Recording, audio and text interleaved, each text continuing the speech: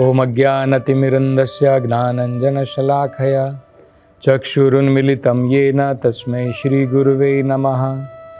नमो ओम विष्णुपदाय कृष्णपृष्ठाय भूतले श्रीमते भक्तिवेदांत स्वामिन इति नामिने।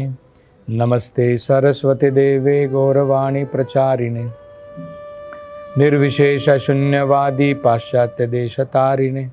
जय श्री कृष्ण चैतन्य प्रभु नित्यानंद श्री अद्वैत गदाधर श्रीवासदि गौर भक्तवृंद। हरे कृष्णा कृष्ण कृष्ण हरे हरे, हरे राम राम राम हरे हरे। हरे कृष्ण।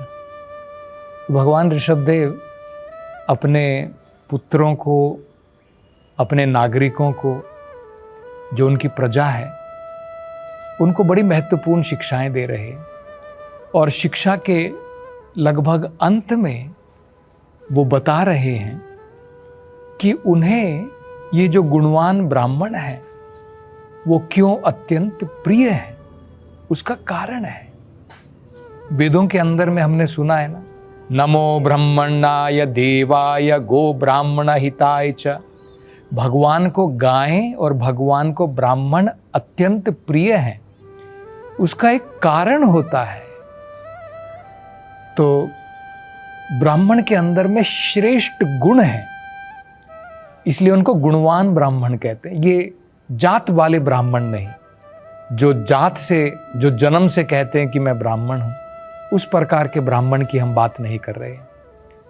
जो भगवान बता रहे हैं, जो भगवान के महान श्रेष्ठ भक्त हैं, जिनके अंदर में अनेकों प्रकार के महान आध्यात्मिक गुण हैं, वो ब्राह्मण भगवान को अत्यंत प्रिय है। ये भगवान जो है ऋषभदेव जी बता रहे हैं। तो पिछली कथा में हमने श्रवण किया था, उन्होंने बताया था कि 8 बड़े महान गुण हैं ब्राह्मणों में। क्यों? क्योंकि वो वेदों का पठन करते हैं। वेदों के पठन के द्वारा वो भगवान का जो शब्द ब्रह्मा रूपी जो शरीर है इस भौतिक संसार में, उसका पोषण करते हैं। खुद समझ करके शास्त्रों को अपने जीवन में उसका आचरण करके और दूसरों को भी समझा करके। तो 8 गुणों का हमने वर्णन किया था। ये हमेशा शुद्ध सत्व में रहते हैं। दूसरा क्षमा, उनका मन पूर्ण रूप से नियंत्रण में रहता है। दमा, उनकी इंद्रियां भी पूर्ण रूप से उनके काबू में है, नियंत्रण में है। सत्यम, वो हमेशा सत्य मात्र का पक्ष लेते हैं।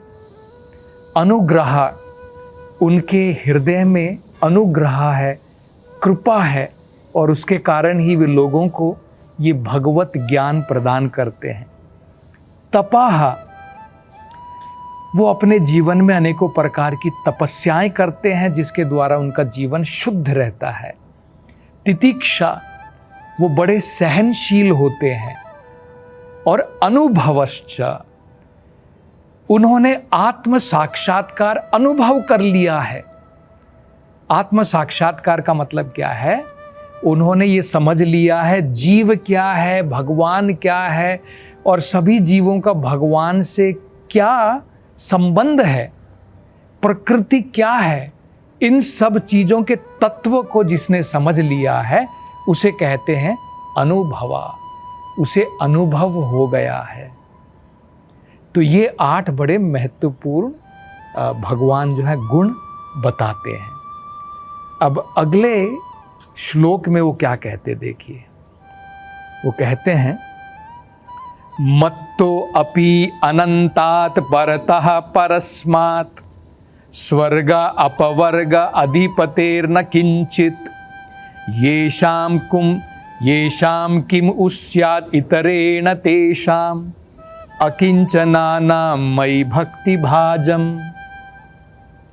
और बड़ी महत्वपूर्ण बातें बता रहे हैं। वो कहते हैं, मत्तो अपि अनंतात परतः परस्मात्। भगवान अपने बारे में बता रहे हैं कि मुझे मेरे बारे में बताया जाता है कि मैं कौन हूं? अनंतात। अनंत का मतलब है जिसकी कोई लिमिट नहीं है। हमारे सुख दुख इसकी शुरुआत होती है, अंत हो जाता है। अनंत का मतलब है जिसका कोई एंड नहीं है, जिसका कोई अंत ही नहीं है। भगवान की वीरता का, भगवान के ऐश्वर्यों का कोई अंत नहीं है, अनंत है। भगवान के गुणों का कोई अंत नहीं है, इसलिए भगवान का एक नाम अनंत है। तो भगवान कहते हैं कि इन ब्राह्मणों को ज्ञात है, इन ब्राह्मणों को पता है मैं अनंत हूं, मेरे पास में अनंत प्रकार के ऐश्वर्य हैं, मेरे पास में अनंत प्रकार की शक्तियां हैं। अगर हमको ये पता चले तो हम लोग क्या करेंगे? हम भगवान के पास में जाएंगे। हे भगवान, आप तो लक्ष्मी नारायण हैं, आपके पास में सभी प्रकार के ऐश्वर्य हैं, आपके पास में सभी प्रकार की शक्तियां हैं। भगवान, हमें भी कुछ दान दे दो, हमें कुछ शक्ति दे दो, हमें कुछ ऐश्वर्य प्रदान कर दो। धनम देही, रूपम देही, भगवान ये दे दो, भगवान वो दे दो, क्योंकि भगवान के पास में सब कुछ है। तो भगवान कह रहे, देखो ये ब्राह्मण, ये जो गुणवान ब्राह्मण है, इनके गुणों को देखो। इनको पता है कि मैं अनंत हूं, मेरे पास अनंत ऐश्वर्य है, मेरे पास अनंत शक्तियां हैं। और क्या है? परतः परस्मात्, उन्हें ये भी पता है कि जितने भी इस भौतिक संसार के जो परम देवता हैं, जो देवों के भी देव हैं, जैसे महादेव हैं, उनको सभी देवों के भी देव कहते हैं। लेकिन भगवान कह रहे हैं परतः परस्मात्, मैं उन सब से भी श्रेष्ठ हूं।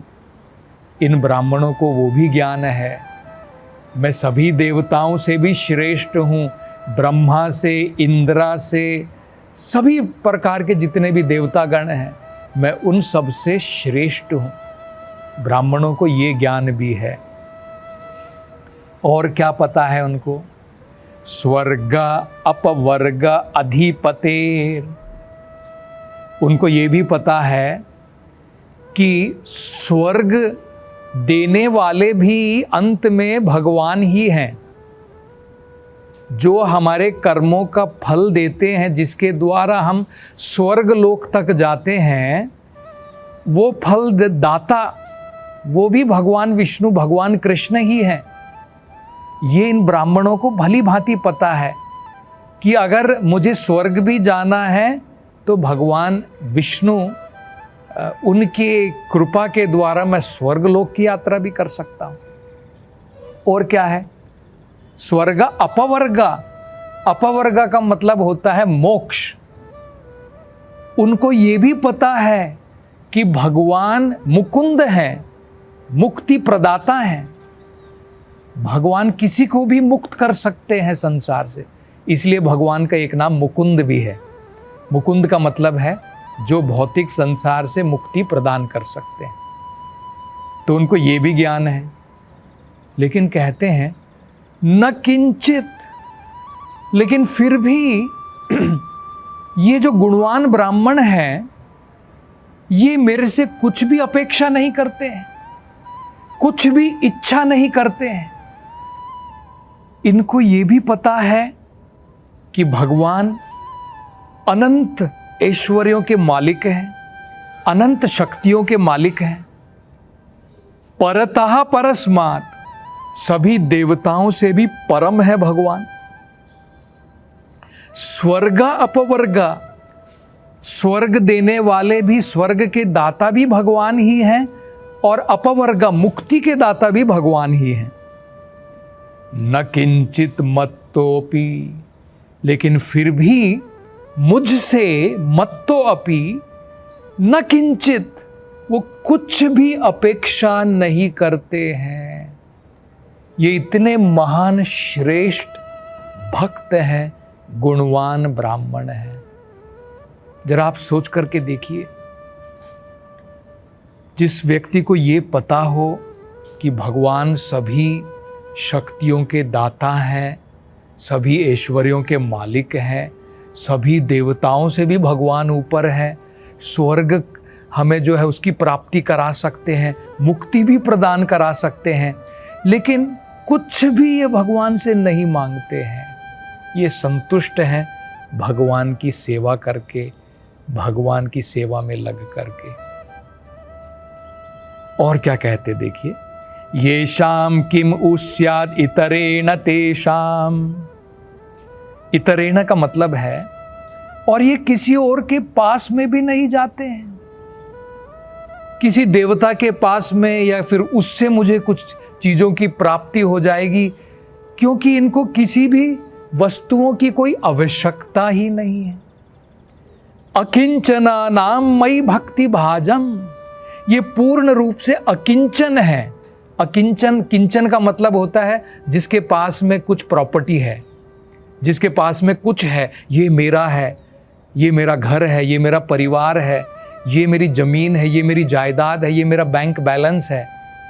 लेकिन ये जो गुणवान ब्राह्मण है, इनके अनुसार इनका कुछ नहीं है, सब कुछ भगवान का है। ये कहते कि मेरा कुछ नहीं है।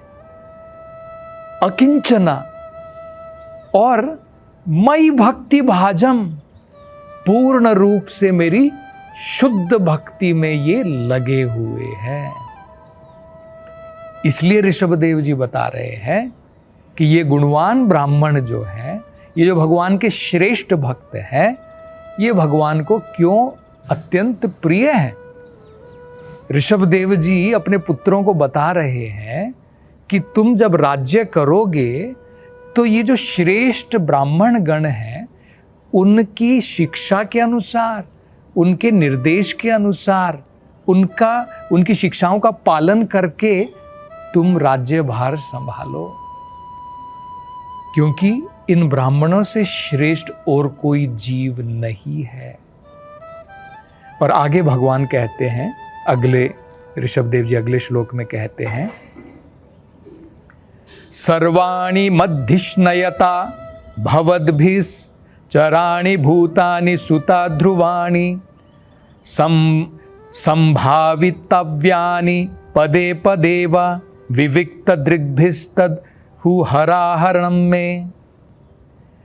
अगले श्लोक में बता रहे हैं, सर्वाणि मद्धिष्णयतया भवद्भिस्। भवद्भिस् का मतलब है तुम्हारे द्वारा, हे मेरे पुत्रों, सुता, सुता मतलब होता है पुत्रों, तुम्हारे द्वारा सर्वाणि, जितने भी जीव हैं। कौन से जीव हैं भौतिक संसार में? वो कहते हैं दो प्रकार के जीव होते हैं, चराणी जो चल सकते हैं, और ध्रुवाणी। ध्रुवाणी का मतलब होता है जो एक जगह पर स्थिर खड़े हैं, जैसे कुत्ता है, बिल्ली है, मनुष्य है, हम सब लोग चल सकते हैं, इनको चरानी कहते हैं।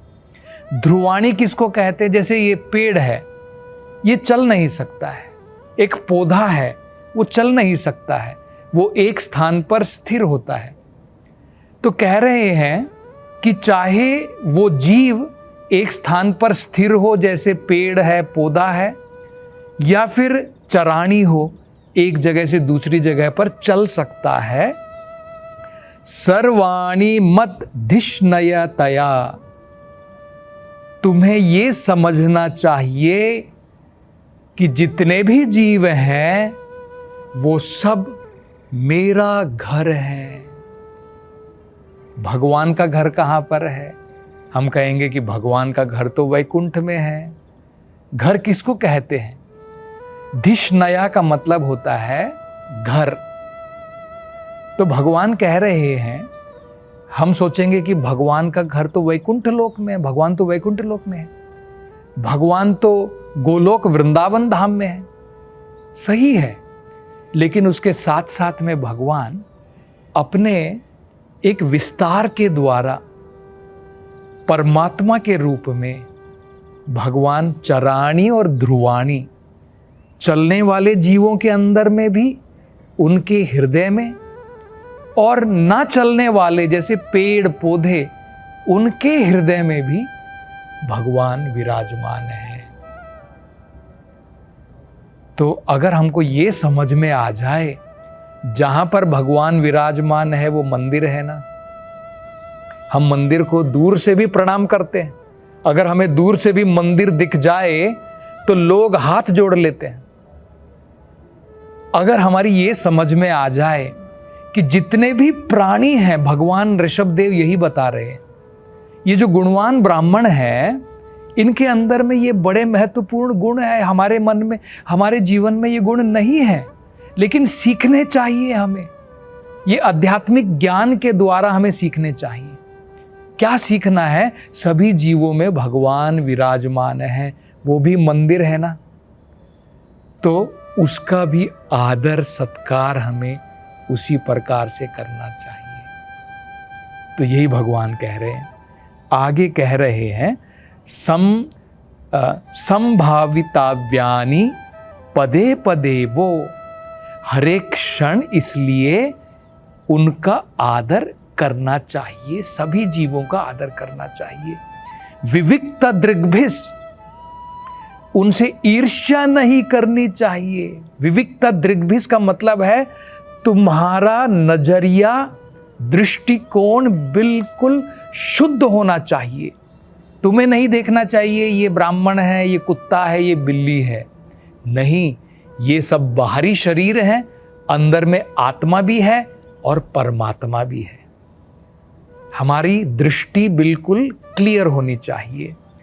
तदहु हराहरणम में, और इस प्रकार से जब तुम जीवन बिताओगे, सबका आदर सम्मान करके, ये समझ के कि सारे शरीर एक मंदिर हैं, क्योंकि मैं उनके अंदर में विराजमान हूं, तो भगवान कह रहे हैं उसके द्वारा तुम मेरा आदर करोगे। बहुत महत्वपूर्ण शिक्षा है। आगे और अंत में वो अपनी क्या शिक्षा देंगे, उसकी चर्चा हम अगली कथा में करेंगे। हरे कृष्णा।